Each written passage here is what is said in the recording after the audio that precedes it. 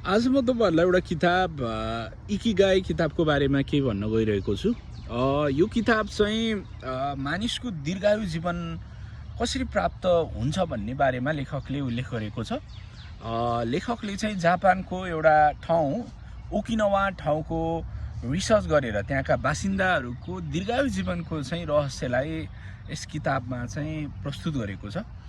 जापानको ओकिनावा ठाउँलाई चाहिँ विश्वकै ब्लू जोन पनि भनिने रहेछ, किनभने यहाँका मानिसहरू झन्डै 100 वर्ष बाँच्ने रहेछन्। 90 वर्षसम्म त सक्रिय रूपमा काम नै गर्ने रहेछन् भने लगभग आयु 100 वर्षभन्दा माथि चाहिँ उहाँहरू बाँच्ने रहेछन्। र यो दीर्घायु जीवनको रहस्य केलाउँदै जाँदा लेखकले के पाएछ त भन्दा त्यहाँका बासिन्दाहरू चाहिँ एकदमै सन्तुलित भोजन गर्छन्, कम चिल्लो, माछा बढी र एकदमै सन्तुलित खाना। र अर्को भनेको यिनीहरूको दैनिक क्रियाकलाप, यिनीहरू सक्रिय रूपमा चाहिँ क्रियाकलाप अथवा सक्रिय रूपमा शारीरिक रूपमा सक्रिय हुने रहेछन्। र अर्को तेस्रो र एकदमै महत्त्वपूर्ण चाहिँ के रहेछ त भन्दा यहाँका बासिन्दाहरूको चाहिँ जीवन बाँच्ने एउटा स्पष्ट उद्देश्य र आज म तपाईहरुलाई एउटा किताब इकिगाई किताबको बारेमा केही भन्न गइरहेको छु। यो किताब चाहिँ मानिसको दीर्घायु जीवन कसरी प्राप्त हुन्छ भन्ने बारेमा लेखकले उल्लेख गरेको छ।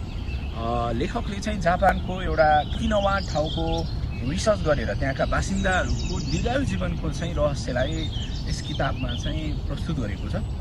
जापानको ओकिनावा ठाउँलाई चाहिँ विश्वकै ब्लू जोन पनि भनिने रहेछ, किनभने यहाँका मानिसहरू झन्डै 100 वर्ष बाँच्ने रहेछन्। 90 वर्षसम्म त सक्रिय रूपमा काम नै गर्ने रहेछन् भने लगभग आयु 100 वर्षभन्दा माथि चाहिँ उहाँहरू बाँच्ने रहेछन्। र यो दीर्घायु जीवनको रहस्य केलाउँदै जाँदा लेखकले के पाएछ त भन्दा त्यहाँका बासिन्दाहरू चाहिँ एकदमै सन्तुलित भोजन गर्छन्, कम चिल्लो, माछा बढी र एकदमै सन्तुलित खाना। र अर्को भनेको रूपमा सक्रिय हुने रहेछन्। र अर्को तेस्रो र एकदमै महत्त्वपूर्ण चाहिँ के रहेछ त भन्दा यहाँका बासिन्दाहरूको चाहिँ जीवन बाँच्ने एउटा स्पष्ट उद्देश्य रहेछ। म किन बाँच्ने अथवा मेरो यो जीवनमा मेरो उद्देश्य के भन्ने कुरा चाहिँ स्पष्ट निर्धारण गरेका हुने रहेछन् यहाँका बासिन्दाहरूले। त्यसैले गर्दा यहाँका मानिसहरूको आयु लामो भएको निष्कर्ष चाहिँ लेखकले लेखेका छन्। अब यो जीवन